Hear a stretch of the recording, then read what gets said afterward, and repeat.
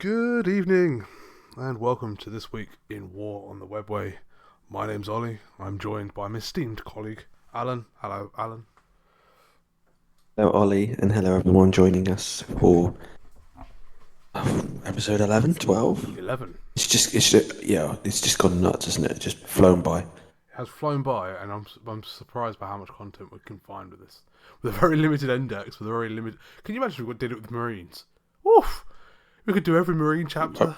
It's be amazing. I mean, to be fair, Ollie, we do talk utter shit sometimes, so it's not as if it's like everything's in heavy detail. But we can talk something out for quite a while. We can talk out for quite a while, but it's also a faction that we both love. So, what are we talking about this week? Well, we actually know what we're talking about this week if you watched episode 10. Yeah, I suppose, yeah. So episode 10, basically the last one we did was we talked about a forthcoming GT. Yes. And I put together a list, and I was going to go run it. And I was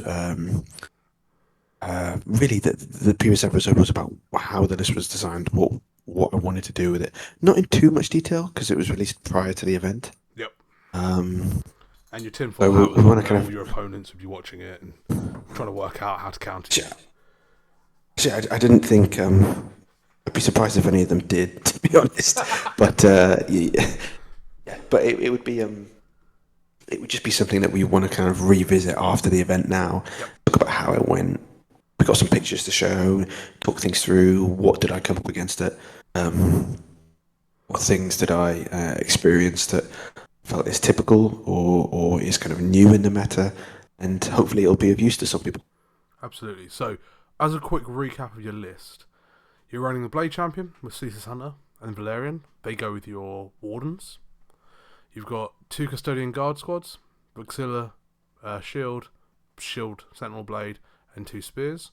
And both the Inquisitors, Greyfax and Draxus, go with them. You have 2 units of Prosecutors, a Coronis Grav Carrier, 5 Sag, 3-man Venatari squad, even though we both said Venatari suck, which we'll get into later on. A unit of Witch Seekers. So, 4 characters, 1 vehicle, 2 smaller bricks of Wardens. You like your 5s, but you had to run 4s to fit everything else in you wanted. Looking back on this was similar to your LGT list, right? There's few changes, but it's similar. Yeah, so it's changes are basically around the HQs Yep. and the enhancements. It's very minimal changes. Yeah, so, because I love Ceaseless, but you like Veil Blade. So that's something your Blade Champion usually has, right? Yeah. And to be brutally honest, I missed the Veilblade. Did you? I took Ceaseless because I thought it would be a bit more topical, and I wanted to try running Ceaseless a bit more. I have only ever used it once or twice, and it's been relevant for me. But Even with the movement never within used it in the 9 tournament. and all that stuff? We just played around it. We just played around it. So they did go, is that the guy that moves if I get within 9? Yes. Okay, I'm going to go 9.1 and just blast you out. Right. Okay. So, and there's so many missions now where it's hold 2, or hold 1, hold 2, Yep. or hold 1, hold more, that most of the time when he was on an objective, they didn't need to come and take the objective off me. Because they didn't need to. Because they were getting max primary anyway, and even if they had tried to take it off me, I was still getting max primary because I still had 1 or 2, 2 in the other side or something. So a lot of the time it wasn't relevant.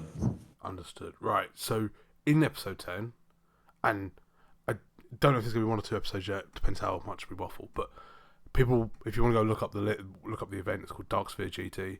You said you wanted to go 3 and 2. How did you do? I got it. I got 3 and 2. So I did say 3 and 2. That was my minimum. I wanted 4 and 1. Didn't manage to get that, but 3 and 2 is based on what I faced. I'll gladly take that. Ollie, just a quick note. Tell the people how you did. Did you get, mate? I went 4 and 1, but yeah. Yes. Congratulations. I was on hard mode. I was playing a slightly off meta, not a massively off meta, but a slightly off meta CSM list that I like. But thank you. But But 60% win rate for Custodes, please nerf. All those people that are saying that Custodes are crap and going to get absolutely battered 3-2 into some of the on-brand factions. So, should we just get it? Both Custodes players got it, didn't they? Yeah. Sorry, there were 2 Custodes players and both of us got 3-2, yeah. Yeah, so both 60% win rates, which is higher than MetaWatch, which is one of the things that, like, just be careful of when people start quoting those numbers. And you're like, yeah, but, like, what does 45% mean? It means that more people are getting 2-3s than 3-2s. But it doesn't mean 3-2s are impossible. And 90% of people that play 40k would be happy with a 3-2. Like, I remember the first time I got 3-2, I was over the moon. Like, genuinely. I was like, oh my god. I'm positive. It's the first thing that I now worry about. So, congratulations. The 3-2 with a hard army, a hard faction, is commendable. But when you're designing your list then, obviously with the LGT it's a very different tournament. It's a lot more people. You can face a lot wider factions. Did you pick a very similar LGT list because you had experience with it? Or did you pick it based on what was in the meta and you thought there's going to be a lot of Marines, there's going to be, and you wanted a lot, one of the if I was to say an Alun list, what an Alun list looks like, it's custodian bodies at the moment. That's how I always imagine your lists. So how were you envisaging what you might face? Oh, it was all Eldar in my head, and CSM. To be fair, Yep. Those were the 2 that I thought I would face. Interesting. And I thought that they would be the biggest threats because it's not really that often that. I mean, I think there were only 2 leagues of Votan players. Yep. There were only 2 Tau players. Yep. And then there was an absolute horde of Marines. Yes. There was so many CSM as well, Chaos Space Marines. Yep. I think there's 4 or 5 of us. Yeah, there was about 3 Necron players. A couple of Necrons, 1 Death Guard. Yeah, a couple of World Eaters. So the vast majority, I think well over half the people who went had power armor there. Yeah. I would say this is very much it's very much a characteristic of London meta, which is this. Most people have access to this power armor at the moment, and Wild Eaters being supremacy and New Marines being supremacy. I was surprised by how few Eldar players there were, and how not well they did. Let's put it like that. I was very surprised at how few there were, and I would have expected them to be. Well, it's all relative because it's who you get, isn't it? It's who you get paired into. But I echo what you said about how where they were on the table. I think people are just getting used to it, right? So it's like people now have a way of dealing with spinners. It's still a shit matchup and still not a fun matchup, but it's a more manageable matchup for a lot of people. I still think I'd struggle. I'm not trying to say I wouldn't, but for example, you take the Coronas to hide your stuff in it, so therefore spinners can't work on you, or you rapid ingress down, or like there's ways of doing that. I can do that with if I Nurgle something, the Nurgle strat, or I run Rhinos. Like people are kind of adapting, I think. Shall we get into game 1? Yeah, let's do it, mate. Let's do it. Okay, so game 1. What did you face? Blood Angels and Firestorm. Yes, which was a really interesting matchup, right? It was, and going into this, I was like, okay, I'm unsure. Do not know. Were you worried? Because I saw this matchup. I'll happily say it because I'm not you, but I was like, oh, he's probably got this. Like, genuinely, I was like, Marines, not the Ironstorm version, the Flamestorm version. To be fair, I didn't spot the Land Raider was the Flamer version, but that makes sense. I was like, okay, I don't really know what it does that often. I'd probably favour Alun on this one. I mean, going into it, I thought I had like a 50-50 chance, but it's not the best layout for me, yeah. But B, I was just that aggressor squad, because they can do the mortal wound strat. Yeah.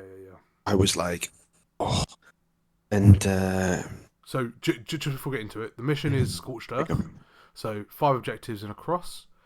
This is the one where if you hold an objective, you can burn it, and if you hold it at the start of your next command phase, you get 5 points in the battle, and you lose the objective from the field.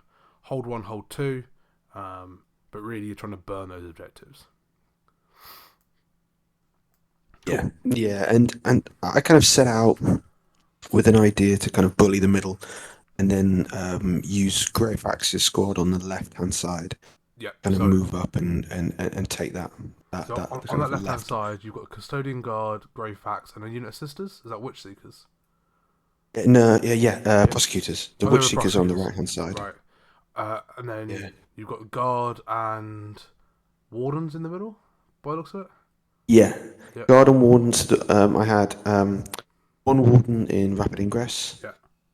in Deep Strike, and I had one Warden on the board So that way they can move into the Cronus, I'm assuming. when the Sag come out. Yeah. So and then the Sag and the Venatari start in the Cronus. Yeah, that was the plan. I got first turn. Yep. So I moved up. I positioned the Coronos so that he would get cover from shooting, and I got line of sight on the Land Raider. Yep. Now, this is where I've been toying in my head, hindsight. Should I have gone for that Land Raider turn 1 with the Dev Wound spam? I thought to myself, if I do, and I managed to get it, is Aggressor Squad, which is what I'm really worried about here, are in the middle of no man's land. Just completely almost out the game because I've got short range and I can kind of control where they go. So I thought, yeah, I'm going to go for it. Though, right? It can because he's Flamestorm. Yeah. But I can kind of mitigate that. If he advances, then and moves up, then I can be behind those walls and charge from behind the walls, so he can't flame me on Overwatch, things like that. But I don't think he can't use the Dev Wounds on Overwatch anyway. No, because it's only in shooting phase. Yeah, so what's I was happy with him moving up. 36. So you moved up into the middle, which came into range of the Flamestorm. Could you not have got out in your deployment zone, not moved the Cronus, got back in with the Wardens, and done the same thing but from long distance? No, because I needed to shoot it with the Coronas to get the rerolls. And what's the range of the Cronus? So the Coronas, the smaller gun is 24. Okay. The Dev Wounds one is 24. The other one's 36. Got it. So I moved up. I plinked off, I think it was 4 mortals with the Coronas. So all of a sudden, four Dev Wounds. So all of a sudden he's down to 12. I'm like, okay, great. I need 6 6s on 15 dice re-rolling. Yeah, it's ambitious, but it's not unheard of. It's ambitious. It's not unheard of. And then when I rolled it, I got no 1s, but I got 3 6s. So all of a sudden, it's 18 dice, and I need 6 6s. So it's not that far off average. So you get 3 the first time round, re-rolling everything. No. It was 3 sustained hit. It was 3 sustained hits. Yeah, so it would have been 5 on average. Yeah. So you only spike up a little bit. And so I rolled 15, and I got 0 6s. Oof. Sorry, 18, and I got 0 6s. Oof. And then I re-rolled 18 and got 1 6. So I did 2. Like it was ambitious, but I did 2. So and no actual wins anyway, right? Because no actual exactly because it would be 6s anyway. Yeah. So this definitely did not work for me. So anyway, I kind of brace myself. He moves up. He gets us to. Did you get your Wardens back into the Cronus? Yeah, the Wardens are going into the Cronus. And where did the Venatari go? Did they come out, or were they? No, they stayed there. They stayed in. Okay. He shot his Eradicators into the Cronus and did he did 6 wounds, so I got 10 left. And he shot his Flamer. He shot his Land Raider, everything into the Cronus, popped it. Oof. But before he did that, he got his aggressors out and did the strap Dev Wound onto the Sagittarium. And he rolled 14 6s. So he left 1 guy on 1 wound. Right. I lost 14 wounds of Custodes to Dev Wound Flamer guys. Which, I kind of expected it was going to happen. So anyway, and then the Coronos went. Yep. And this is where I made the kind of big mistake. forgot it was the Flamestorm, even though he just shot me with the Flamer. Yeah. I forgot it was the Flamestorm. I put my when I disembarked, put my Sagittarium, or disembarked from the explosion, put my Sagittarium down where they could easily get into the Eradicators, and I could have picked up both squads, or moved up to shoot. Your Wardens, because your Sag came out already, right? So you mean? No, sorry, not Sag, Venatari. Oh, the Venatari. Venatari, right? Yeah. Yeah, but they were within 12 Right. of the Flamestorm. So I thought to myself, oh, he's not going to overwatch with that because he's hitting with his las cannons on 6s. Well, it wasn't las cannons, it was a flamer. It was a flamers, yeah. Stung. I know that stung, and it's because he just literally shot them as well. So it was. I was like, oh. He then charged my Warden squad with his aggressors, the Warden squad that came out in the middle. No, I put them bang on the middle objective. He had no one to shoot after that. That was his last bit of shooting. So when the explosion went up, I put the Wardens bang on the middle of the objective from the Koronos. Okay. He charged them. I wanted him to charge because that was Valerian squad. Oh, okay, fine. Okay. So he charged them. He did. In the end, I think he did 2 wounds. Right. I didn't lose a guy, and then I wiped the whole squad. Nice. Apart from his Gravis captain, whatever. Yep. And then after that, it was all about. He overwatched the Benatari apart from one guy, so it meant that I just had one guy trying to pick up an Eradicator squad, and he couldn't really do anything. Yeah, consider Benatari on the right hand side, on the right hand objective, where the Witch Seekers are by the looks of it. Yeah, I had to move Greyfax's squad across. Yep. To try and get rid of that Land Raider. Yep. And then I had to, in the Wardens and Greyfax, try and get rid of that Land Raider, and I just couldn't. Even with lethal hits in combat. Even with lethal hits in combat, I just didn't do it. No, I didn't do it. I didn't get the distance round to get on the charge to get onto the middle objective. Right. For the rerolls. So I rolled like a 4 on the charge, and then I think I needed a 5 or something to be able to base it and be on the middle. So I just went in, didn't kill it, and then next turn I was like, okay, I need him to whiff a bit here. Next turn, 12 Inceptors drop down, right. The rest is history. The rest is history, as they say. I had to kind of throw my second Warden squad in. Where did the Inceptors drop? The Inceptors, 6 of them dropped right next to the Land Raider. Yep, with the 3 and then unleashed into the Warden squad in the middle. Yep. Did that. Had you he did. He did. Yeah, but he went through them. He killed them all. Wow. He did do something. My opponent was a really nice guy, ever such a nice guy. I think he did do a slight rules interaction wrong, where he dropped them down and then did the strat where he could get into the Land Raider. Right. Yep. I think it's at the end of the fight phase, but he wasn't eligible to get in because he'd only come down that phase. Yep. That turn, so he couldn't have done that. But I didn't pick that up. Did it change anything? It meant that... Was it when my second Warden squad went in, I was... Because it was the advance and charge guy. Yep. I'd hidden behind the wall, and I was going to charge... The Land Raider had about 1 or 2 wounds left. Right. I was going to pick up them. That big Inceptor squad. Yeah. And the Land Raider. Yeah, fine. And as it turns out, I picked up the Land Raider, and he still had 6 Inceptors were stood next to me. And then couldn't really get the hit from them. I popped 4 on the pain, but I still just between them and the Eradicators that were left, I just disappeared. Oh, by the way, he had 2 whirlwinds as well. Right. That's what I can see in the top. There was somewhere at the back 2 whirlwinds, which were just picking up my scoring units. So I think this comes down. In the end, I think he got about 90 odd, and I got about 40 odd.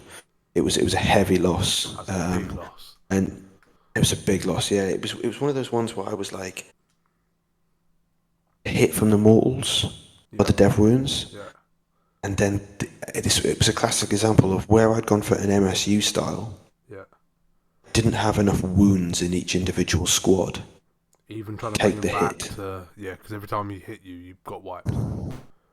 Yeah, and also he dealt damage into me in 3 phases, Which we discussed which about a was lot. Yeah, which was shooting phase. It was fight phase Overwatch. with his and well movement and charge phase, but he also had a squad of Death Company. Oh, interesting. Yeah, so he threw them in. That's what killed Greyfax's squad. So he just threw them in the flamer tank, shooting into combat.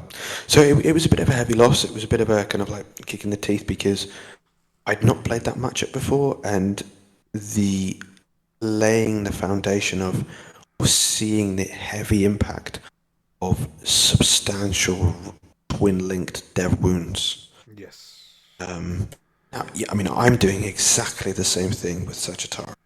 Exactly the same thing. I'm doing it once a game. And he's, he could do it repeatedly. But then because of the start of my list, I didn't really have that much shooting outside of that.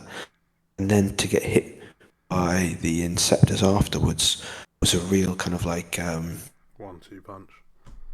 yeah, 1-2. And I didn't have the CP to be able to go, right, okay, -1 damage here, -1 damage there. So wherever his Inceptors pointed, I was losing 200, 300 points. Oof. That's rough. Is there a world where you win that game? Oh, 100%. Okay. I don't want to talk about like would I've done anything differently then, No. hindsight, but the only way I would have won that without completely playing differently, say for example, is if I'd have had a Caladius on my list in addition to, I don't know what I would have dropped. I think I would have dropped Greyfax's squad and then had a Caladius in. I think that would have won me the game. Venatari, cough. The Venatari, if I'd have popped I wouldn't have been killed in Overwatch, that Venatari squad would have been my MVP. Really? Guarantee you that. Oh, 100%. Because 200 what they would have done is they would have flown over. Video. Well, no, they would have flown over. They would have shot they would have shot his scouts off the objective on the right, or at least shot them down to such a stage that my sisters would have taken the objective. Yeah. And then they would have gone into both squads of Eradicators. Got it. Wouldn't have had the resources to be able to kill them. And they just would have gone and dealt with the whirlwinds. Interesting. So I think even though if I hadn't have put them in Overwatch, it would have been a different game as well, I think. But he won fair and square, and he was a really good player. And it was a to swallow because it was so many dev wounds, and you know my opinion on the changes around dev wounds. Yep. Yep. Okay, so start the tournament. 0-1, go into that second game, and you end up facing Marines again. Marines again. Oh, yeah. There's another 12 Inceptors on this one. Yep. This is Dark Angels. Is it Gladius? No, it was Ultramarines. It was Ultramarines. Oh, you played Ultramarines? Yeah, he was. No. It was Dark Angels. Yeah, the green. Yeah. Sorry, the guy next to me was Ultramarines, and they were really well painted. But yeah, Gladius or Dark Angels, and he had Azrael. Yes. And bearing in mind, I've just come off the back of Marines, and now I've got this guy's got lovely guy. This guy's got his name's Ollie as well. Great guy. 10 Hell Blasters. A load of Plasma Inceptors. Mm-hmm. He's got a Repulsor. He's got a Brutalis Dreadnought. He's got a Redemptor Dreadnought. He's got a lot of screening. So I was like, okay, this is Like some what my assault army. intercessors, the lieutenant that uh, forward Yeah, deploys and makes objectives, do things, that sort of stuff. Yeah, saying this is what my army's good into. yeah, yeah, I know I've just played all this stuff, but this guy's Ollie's got no dev wounds, man. yeah, That was the real difference between the two armies. He didn't have good Overwatch, yeah. and he didn't have dev wound spam. And in the end, I think I won it like 100 points to 50 or something. Nice. And So I'm maxed out. what we should be saying is, did you play fixed all tournament, or did you play tactical, or a bit of a mix of both? But bit of mix of both. But the first two games were tactical. And so I'm assuming in game one he wiped you too quickly for you to be able to score, but in this game you were able to pace it out the way you wanted to pace it out. Is that a fair assessment? Yeah, I mean, like I said, it was the whirlwinds taking away my scoring. Yeah. I mean, this guy didn't have Ollie didn't have any, but he did have a lot of units, and good units as well. I mean, they had a lot of kind of if those assault assessors get into you, because the sergeants have the underhammers. Yep. Uh, it's Kind of. I think they're re-rolling all wounds on objectives. Yeah. So it's potential to show a lot of dev wounds there. Nice. Okay. But yeah, pretty convincing win. So you got your own back on Marines. Anything else you want to say about that matchup? Or is it kind of like it's one that favours you and it did what it did? Is that kind of like a Everything, summary? yeah, everything worked well for me. The movement I got, he screened out really well. I couldn't drop rapid ingress. I couldn't drop rapid ingress to such a point that it would be kind of like, oh, match winning game one or round 2 or 3. I had to drop further back and then move up. Did you get first or second turn? I got for a second turn. Cool. Okay. Yeah, so which is what I wanted because I'd hidden quite well. Yeah. And I knew he wouldn't want to like push his Redemptor out, or not his Redemptor, sorry, his Repulsor to try and get some cheap shots on me. So, sorry to interrupt, but just because I didn't introduce it either. Mission 2 is Purge the Foe. So hold 1, hold more, kill 1, kill more. And going second is really strong in Purge the Foe because you can see how many kills you got to get and you score at the end of the battle. So, yeah. And he did his drop turn with his Inceptors? his Plasma Inceptors. Yeah. I flung on in there. He didn't do as much damage, and then I just wiped all his Inceptors. Did he drop on your home objective? Is that where he went? Yeah, but I'd screened that off. So he dropped behind me, all along the back, just to try and do as much damage and score points as possible. And the advance and charge out of the Valerian, the drop down I'd done, Valerian was able to get back with his Warden squad, and I multi-charged a squad of 6, I think, and a squad of 3, and I killed all of them with Valerian squad. Nice. That was the moment I remembered Valerian was AP3. So, for those that don't know, I came over to Alan halfway through a game, and he goes, "Do you know Valerian's AP3?" And I went, "Yeah, you told me that on this podcast." And he went, "Did I?"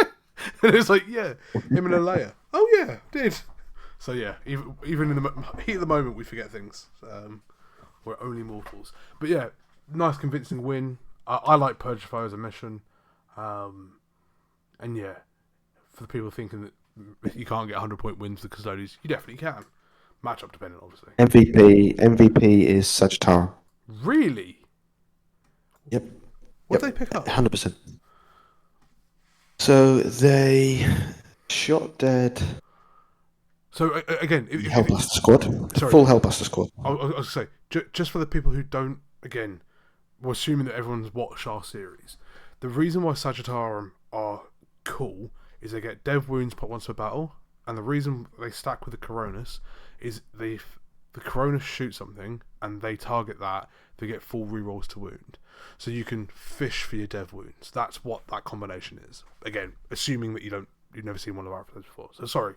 So they shot into Hellblasters. Yep.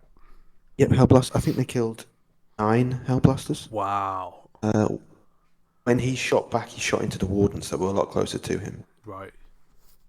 And then they charged into a squad of 5 Assault Intercessors. Yeah. And wiped them out with the knives. I think maybe one of them... Yeah, misrecorded. I think maybe one of them was dead already, so maybe 4 of them. Just killed them. And then they carried on just moving. They moved in and charged, killed another squad, and by then I was on his backfield objective. And then in the last turn, I charged and killed his eliminators on the backfield objective. So they killed. Wow. They killed 9 Hellblasters, 10 Assault Intercessors, I think, 3 Eliminators, and about 4 or 5 Intercessors. You know, they're not like massive. No, but it's scoring units. What they've killed. Exactly, and they just cleared assets. And assets. I want to talk about 2 things before we move on with this, and don't want to labour the point. But the first one is, I think that's a really interesting perspective here, which is almost every matchup you're going to go into, they're going to have more units or more chaff or more something, and the quicker you can get rid of their units and bring them onto equal paring, like it's a way of playing Custodes, right? So if you've got something that goes, they kill the Hellblasters, they charge something else, you don't kill them in return, they then disappear and kill 1 or 2 more other things. That means one of your units has picked up 4 of theirs, and so it's making back the trades, and the trade is always working in your favour. That's what's quite nice about this. Yeah, and it meant that, like, for example, a Warden squad, my big, heavy-hitting unit, would go, like, one of them went into, the only target I had to get rid of them, was an infiltrator squad. Yeah. That was near the middle. So I went in, I killed them. That was the unit that had killed the Redemptor, not the Redemptor, sorry, the tank. The Repulsor in combat. Right. They managed to get a cheeky charge off. The Blade Champion went Super Mario, Gold Star, and just went nuts. But after they'd done that... Were you doing the soundtrack? It was like 5 attacks, 6 hits because of... Sustained. 4 of them are 6s. Oh, that's 12 dev wounds. So you complain about dev wounds on game 1, and then game 2 you're like, right, it's my turn. My turn. Yeah, exactly. That's why it worked me up. But yeah, and you know, those big units, I often find I do something and then I lose them. Yeah. Whereas such a a lot of people tend to just like move away from them. Interesting. Okay, and then the final thing before we move on, so this mission is very different to a lot of the other UKTC missions, in that it's hold 1, hold more, kill 1, kill more. It feels like much more like old ITC. When you're playing this, and we know that you don't plan out ahead because we've done that episode already, but are you going, okay, I've got my 1, that's my home objective, he's got his 1, that's his home objective. Oh, he's now moved out to hold 2, I now need to hold 2 to stop him. Or are you thinking, can I get him off his 1? Like, what's going through your head there? Because kill 1, kill more is pretty favourable for you, because if they get him kill more, you're losing the game. But that hold more, are you even trying to consider that, or are you just going to sort of see how the game plays out? I'm always going to hold 2, because I'm always going to take the 2 objectives on my half of the board. Yep. So I'm always going to get that. And when you're against an army that has a lot more assets than you, yep. It's because I always find that if I concentrate, especially if they've taken tactical, if I concentrate on just clearing crappy assets of his, I don't need to kill the big damage dealers, I don't need to kill that. Crappy assets, I'm getting max on primary. Because by the very action of killing his scoring units, yep. I'm usually taking him off secondaries, off objectives. Got it. So I'm usually holding more as a result. Interesting.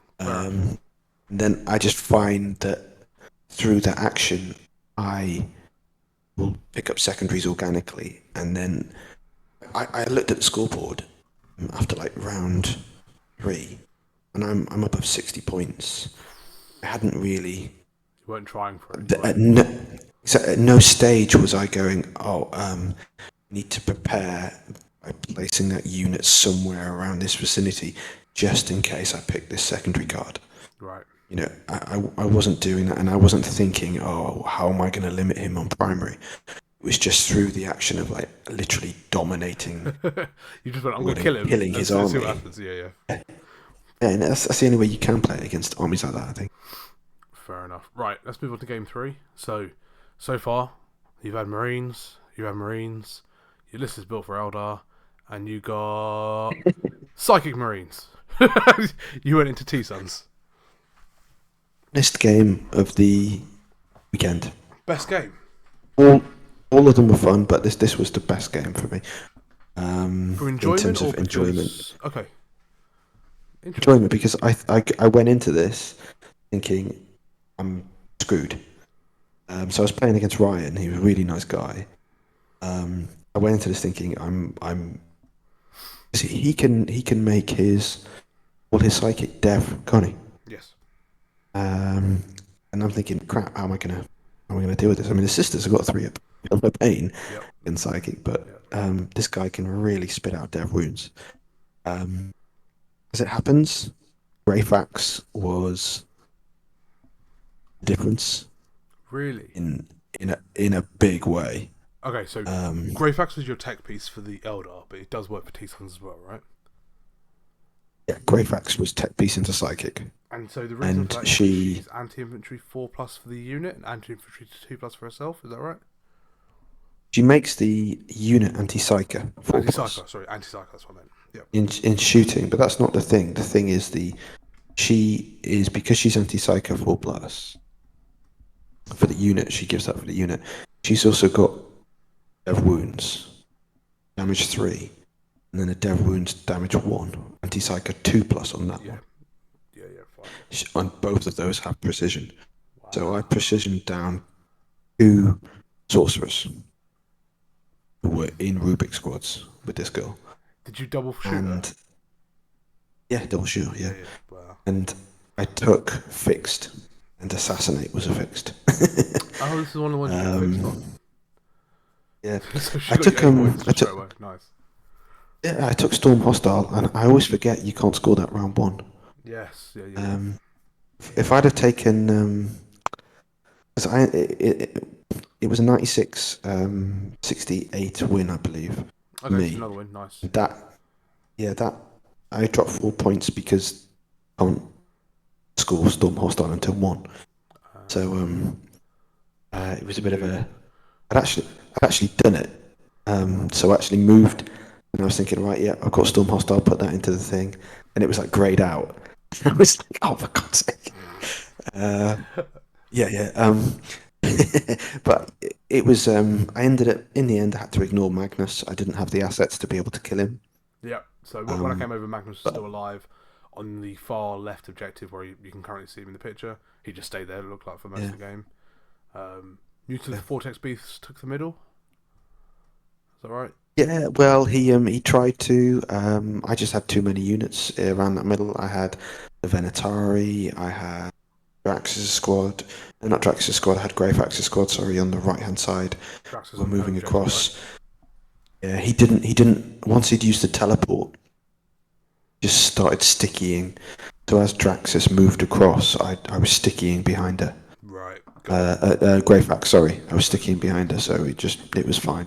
And he didn't want to go anywhere near Greyfax. So, for those that don't know, Mission 3 in UKTC is priority targets. So it's hold 1, hold 2, hold 3, 5, 10, 15 points. So it's quite easy to rack up a lot of points in this one, I think. Yeah, it was, and it's exactly the same as the other one. I was thinking to myself, right, I've picked Assassinate. I need to kill him because he's got a lot of characters with units. And just need to kill him, and through the action of killing him, I will get Storm Hostile. Because it's hold 1, hold 2, hold 3. It is hold 1, hold 2, hold 3, isn't it? Now I'm doubting myself. Yeah. Yeah. Sorry. It is. So knew I'd do the action of killing him in combat, I would storm hostile, and then I would pick up primary. Yep, got it. So I didn't need to think about anything tactical. Just perfect for me when I'm at the end of the day and I'm knackered.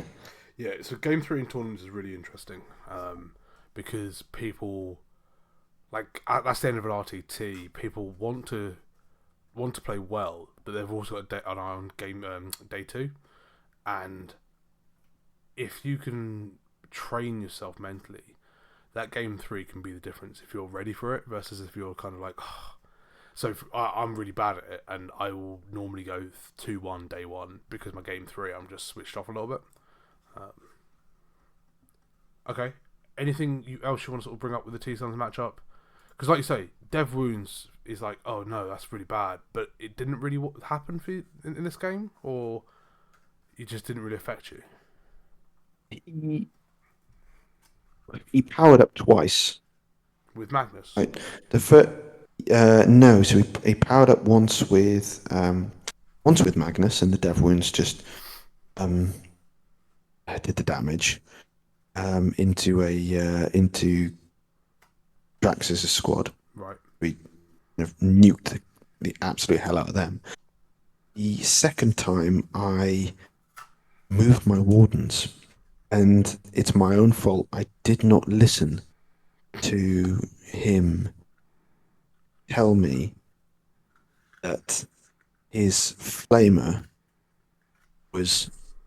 I mean, he did tell me. I think I must have listened to it, but I didn't register it because I'm not one of those guys who I look at a Thousand Sun Sorcerer and I just see the same thing.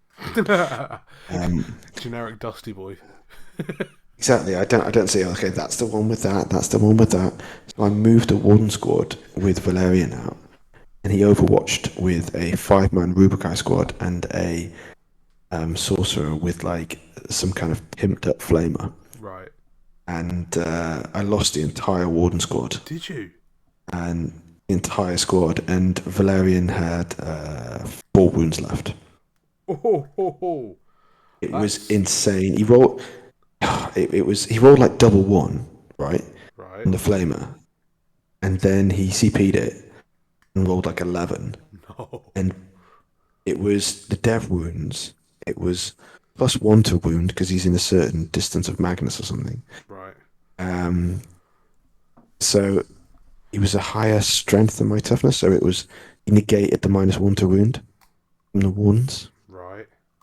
And it was he just gave me bucket loads of AP 1 and 2 to save. And then there was a load of Dev Wounds in there as well. Jeez. I was like, oh great. So they went, and then when Valerian charged in, Valerian still absolutely hammered him. Right. He was really pissed off, Valerian. So Valerian was a very, very close second MVP. Who's your MVP? Sorry. Greyfax. Greyfax, obviously. Yep. Yeah. Okay. And then Valerian, definitely. Okay. So, do you want to go into day 2, or do you want to leave that for a different episode? Yeah, we can smash day 2 out. It's not going to be. I mean, I think we've already spoken about a lot of the tactical stuff, but this next one's really interesting. The next one, so I think it's probably good. Let's carry on. So you're 2-1. You're sitting there and you're going, cool. I've built an Eldari list. 2-1's a nice place to be. One more win. I get what I get. The pairings get done, and you get Tau. You get Tau. Not just any Tau list, like the worst possible Tau list for me to place. Lewis is a lovely man. He's such a nice guy, and he was very patient with me because he could tell I was getting very frustrated. When I came over, he was definitely helping you out at one point by being like, "Well, I'm going to try and overcharge and give you some bring it down." And I was like, "Dude, is it going that badly?"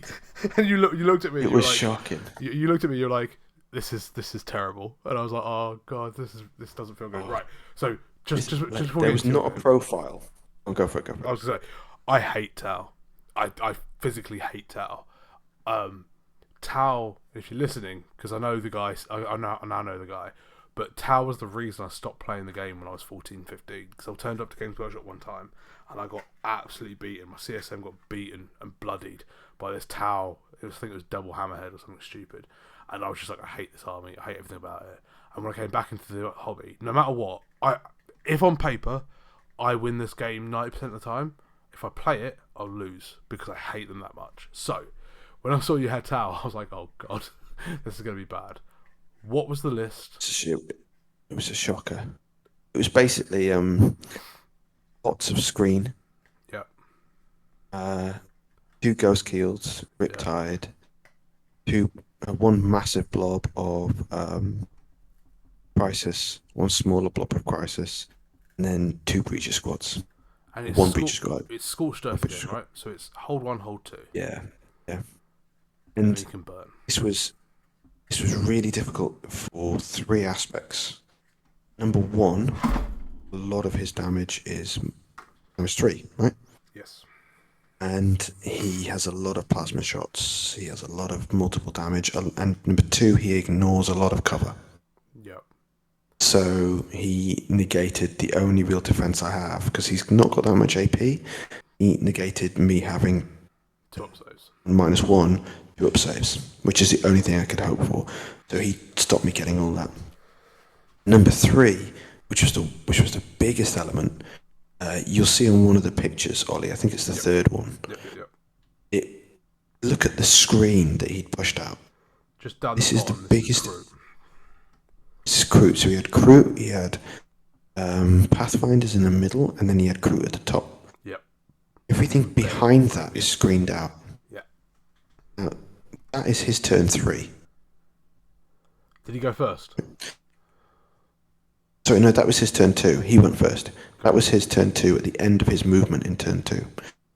Now, he then unleashed, and on that picture, I lose my Sagittarium at the top.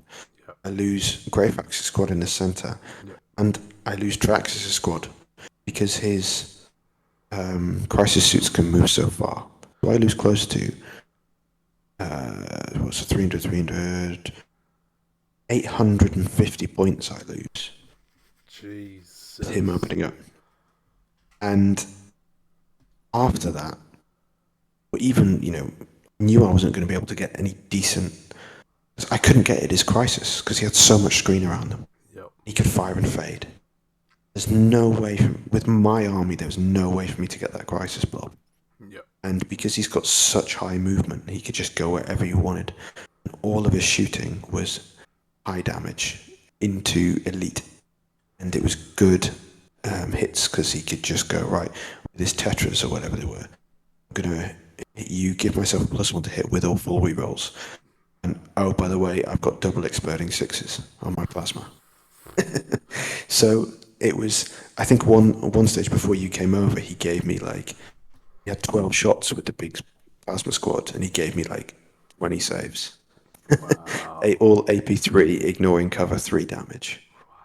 And there's literally nothing my army could have done. And that was very frustrating for me because it was one of those instances. We had a little discussion, me and Lewis, afterwards, where this is where Games Workshop have a big problem. I mean, both of our opinions, I got the impression, Lewis was very agreed with me on this, that it's extremely difficult to balance such a game with massive variety of data sheets.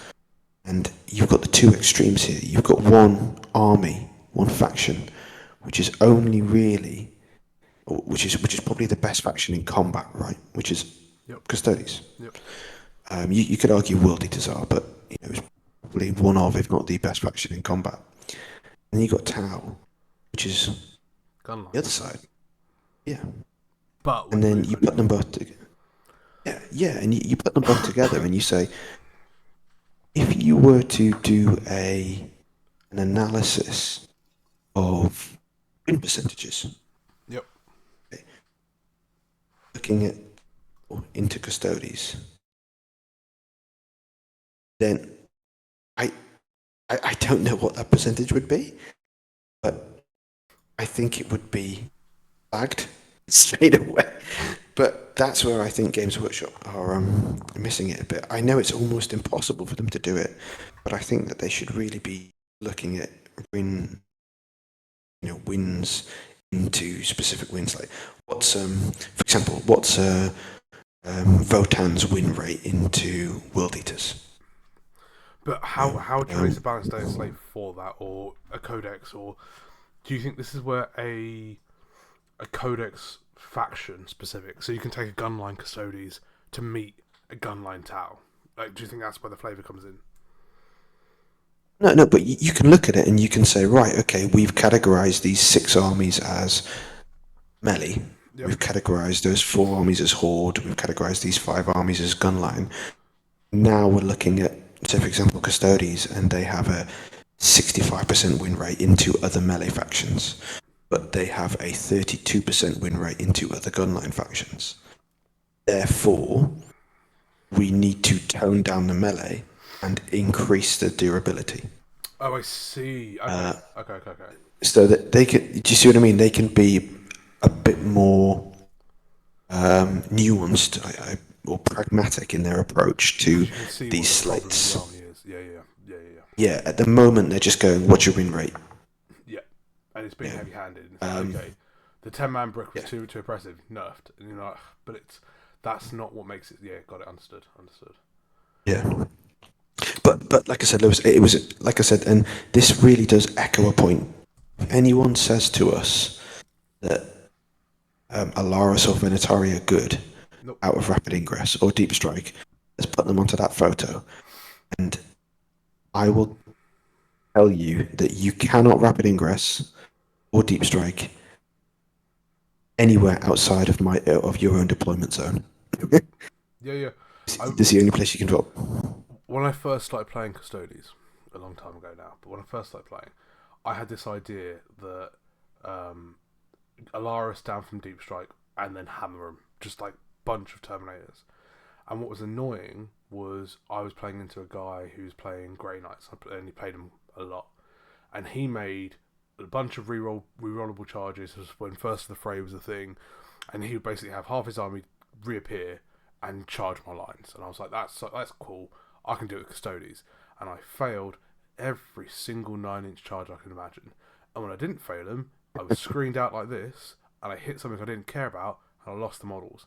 And I basically had this temper tantrum where I was like, this is stupid, I cannot rely on deep strikes, I cannot, even if I'm trying to do the old Dread Host, with if you're already rerolling charges, it's +1 to charge, that sort of stuff. I can't rely on that. So the Alaris play and try to get that movement, and then you get a 9-inch charge, well done, but it doesn't normally happen. And if you're playing to somebody who is semi-competent, and Lewis is more than semi-competent, he's a good player, really good player, but if you're playing to somebody who's semi-competent, they know that you want to charge them, so you don't get your charge. And like you say, damage 3, movement, he can pick it up. And if you're being honest, he probably doesn't even need to pick up Draxus down the bottom here. He picks up the Sag, he picks up Greyfax in the middle, he's still got his 1-2. You've then got a unit of Wardens that can't go anywhere, and Draxus, and next turn he does the same thing, Draxus and Wardens. And then you're like, okay, like, picking up 3 is horrible, 850, but he can, just from this one picture, it looks like he controlled the tempo. And when I watched the game, he was controlling the tempo. Yeah, I just didn't have anything that could get. Not only did he screen me out, but he move blocked me. Yeah. And it got to the point where I did not have anything that could get through that. So in the end, I was having to commit custodian squads to killing Kroot. That's fine. So and breaches. The one thing I'll say, and for those of you who don't know Alan is one of the most patient players across the table I've seen. This was the most frustrating I've seen you play in a game. Like, you get me. I was watching, and he'd go, "Watch this. Go on, do your Overwatch," and he'd be like, "See, look how many of these are re-rolling and stuff." And I was just laughing because it was one of those games. It's just like it's you.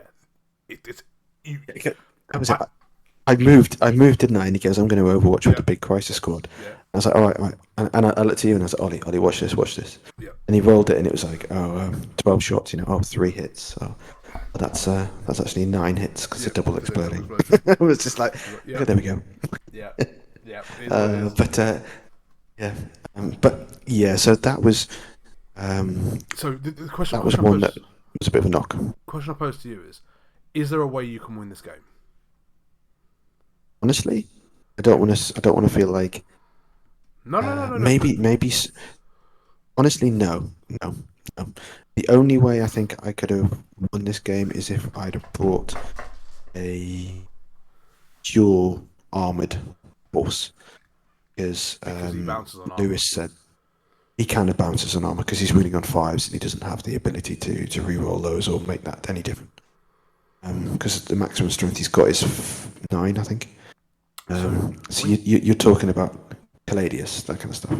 Yeah, so would that be like double Caladius, the Coronas, but don't move anything out of the Coronas for a while, that sort of stuff? Yeah, triple Caladius, maybe one Coronas with a, or triple Caladius, 2 Coronas, both with big Warden squads. And then Coronas clear the screen. Your Caladius tries to pin something back, and then turn 2, 3, you move everything out the Coronas. That sort of thing. Yeah, that kind of thing. That's the only way I could think out how I would be remotely competitive here. I really like the Coronas. I need to get 1, maybe 2. If my missus is listening, I definitely want it, and I haven't bought it. Right. Anyway, any final thoughts for this? Because like this is a really interesting matchup, and I almost want to do a faction focus on this because I've been trying to think about how you win this, and I hate that Crisis Blob. I've hated it for so long, and it's efficient, and it's just so good at killing us. And we speak quite a lot about AP2 damage being really good custodian killers, but that 3 damage ignore cover is even better. It just is even better. Even to the Wardens, yes, you can pop your 4+ for no pain, but you're only once per battle. And if they ever watch you, yeah, I don't even know how you win this. I don't. What was the score? Even on his fire and fade. Oh, even on his fire and fade, he's moving 12 inches. Yeah. It's just not. So the score ended up as, put it here. Did you take fixed? 60.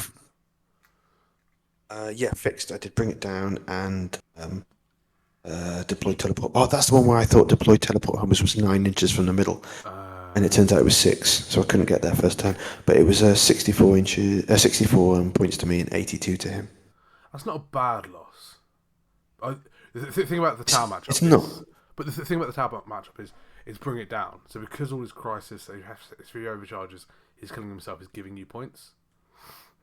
Yeah, and I killed a there was a couple of devilfish, and I killed a riptide and a ghost keel. So that's what kind of. Oh, yeah, I was doing damage, and I cleared all his screen, and I cleared all his not all his screen, but not that much outside of his screen, but apart from those vehicles, but I didn't even scratch his crisis. He was the one who did it. Yeah. No. Okay, and then should we move on to game 5?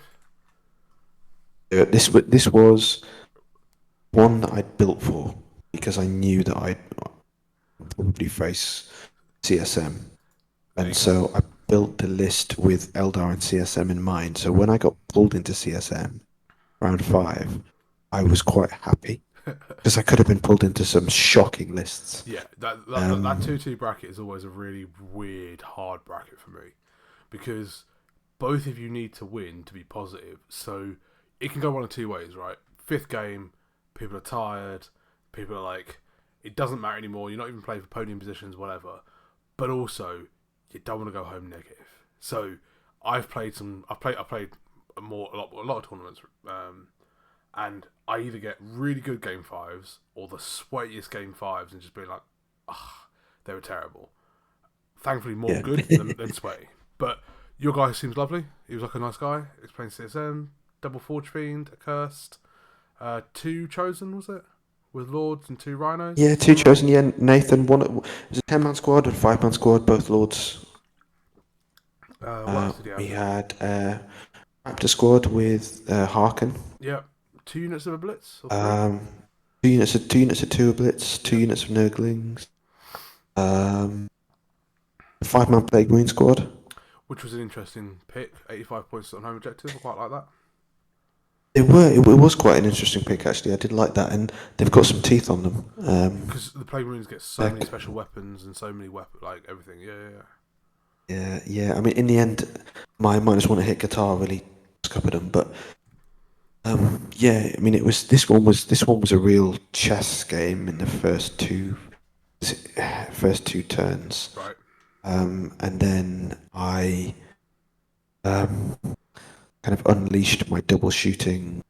Um, so Draxus was incredible here.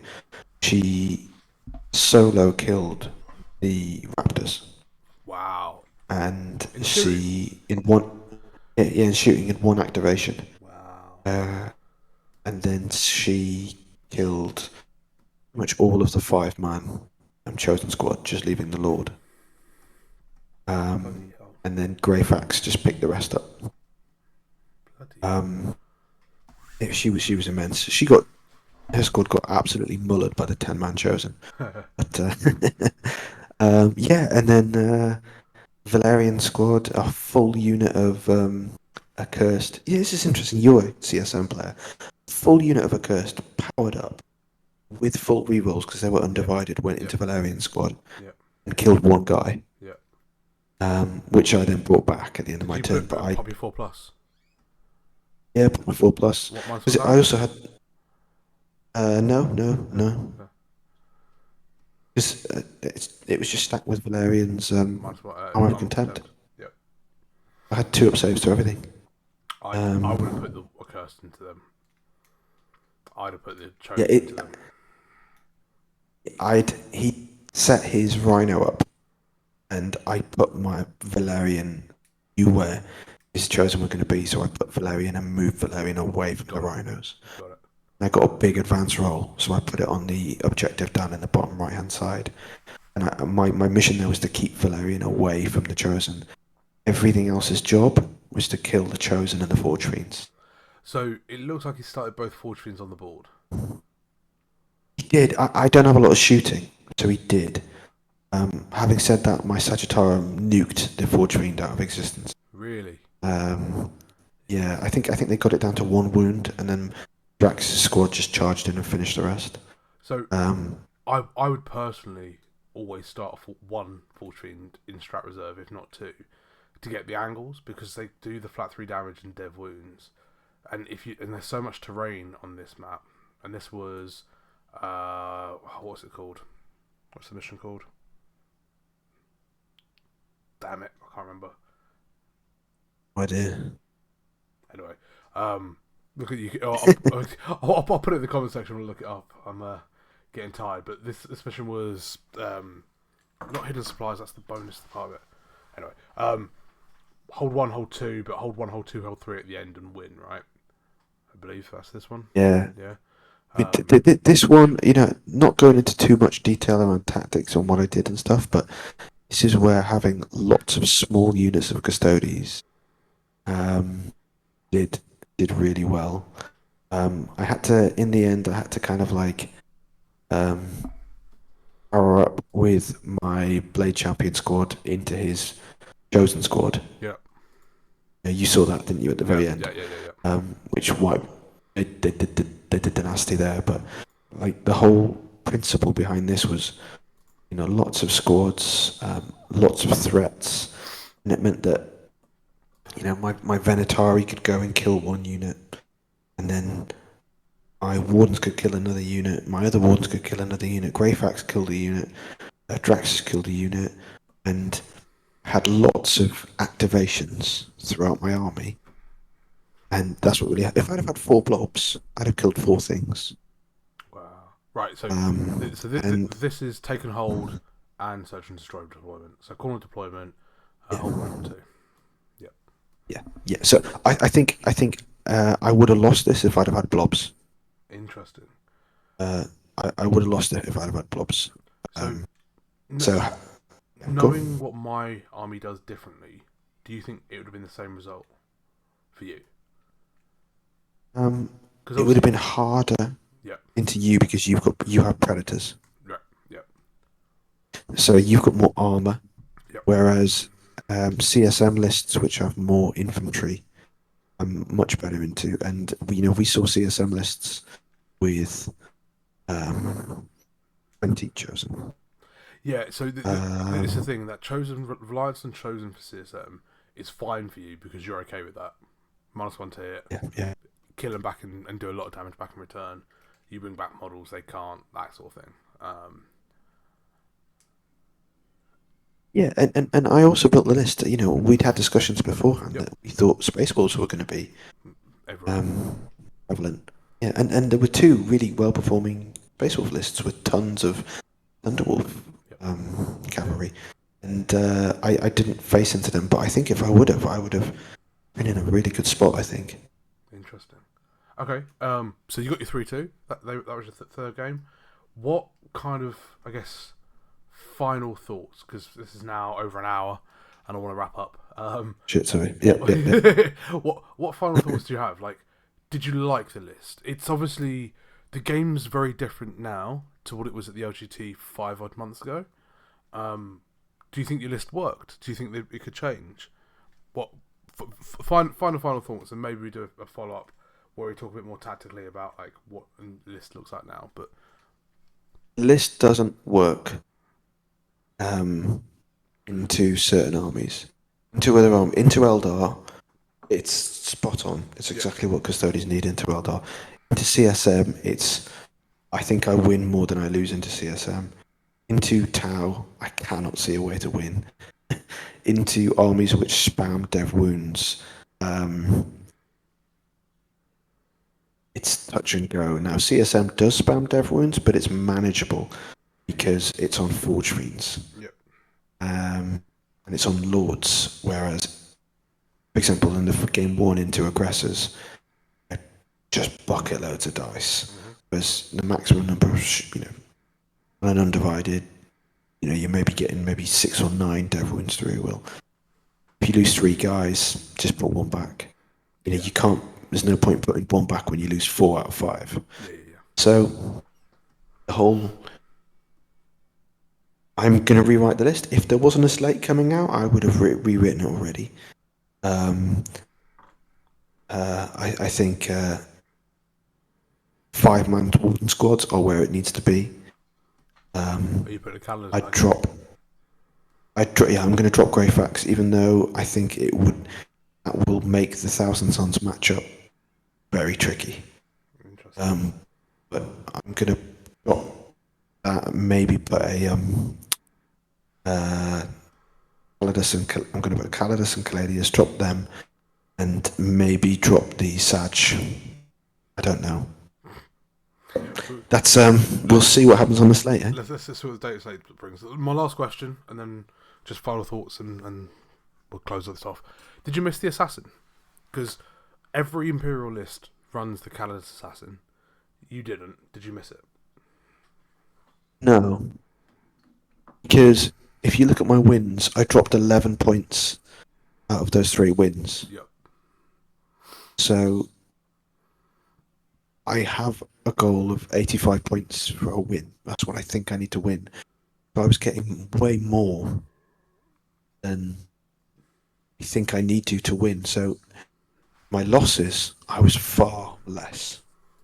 I wouldn't have won them with them in. So I wouldn't have won those games with the Calidus in, right? Yep. And I was already going to win even without a Calidus in the ones that I'd won. So I think the assassin, having that extra squad, really does help, and especially with Greyfax, who was great. The reason I'm going to drop her is purely to get points in to invest into Antiuma. So is that Greyfax, the guard squad would free up 275, right?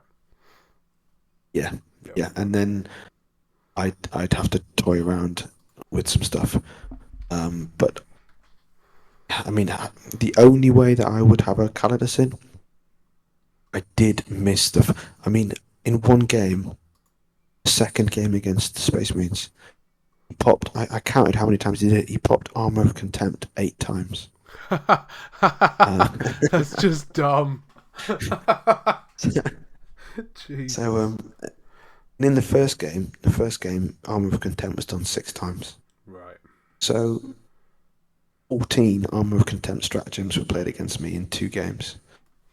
now, but I have had an impact on that with the Calidus. And I think that's probably where her value is more than the point scoring for me. Nice. Right. I think we should let you leave it there. I've got plenty to ask you for future episodes and stuff like that, but I think that is a nice little summary of the weekend, what you learned and how you did. Congratulations. 3-2 is I think, admirable. and to you, well, 4-1, mate, it's great. It's great for you. Thanks. And For you. It's great for you. yeah, I meant like in terms of for you to get that, like anyone No, I'm just would be going to happy with insult you. that. It's I fine. think I saw your last game as well against the Space Wolf spam, Yep. and that was a really good game. Yep. Um, I'm very happy with that win. kind of kept looking over. Yeah. I'm very happy with that win. Anyway, right. It's not a CSM podcast, it's a Custodes podcast. If you've made it this far through our ramblings, thank you. Well done. Congratulations. Any questions about the list or anything that Alan faced, please put in the comments. We will answer. I'll go through and answer most of the comments. I know you answer the comments as well. Anything you want to know about how it works, or what it faced, or what it's good into. Otherwise, that's everything from me. Anything for you? Final thoughts? Or yeah, any specific questions about any units? Just let me know. Or I think Ollie, you've got a pretty unique perspective on this because a lot of the time you were like watching from the Yep. sidelines. So where I was like, because you'd already like won your game or something, where I was like looking at stuff and I was really engrossed. That's why there's not more photos, by the way, people. Yeah. It's because I didn't take any photos because I was too What I involved. should have done is taken the Um, photos. Instead, I watched the games. We'll remember for you next had time. quite a unique perspective, didn't you? Yeah. Yeah. But we're planning to do a video on Thursday. Sorry this has taken so long, but we really wanted to get this out there, especially after the last video, and we wanted to do so before the slate came out. Yep. Absolutely. Right. Anyway, that's enough from us. Good night. All right, guys.